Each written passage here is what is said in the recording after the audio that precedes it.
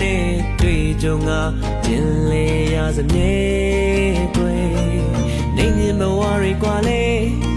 တန်တရားရဲ့ကြီးသွားစေတို့တူပါရီခွဲကြနေလေအေးများတဲ့ဆန်းရည်လို့မြတ်တရားနဲ့စာနာခြင်းထားလို့ရင်နေကောင်းမှုများပြုကြလာလောကရဲ့လေတန်တရားရဲ့ဝေစီကွယ်အတိတတိပညာ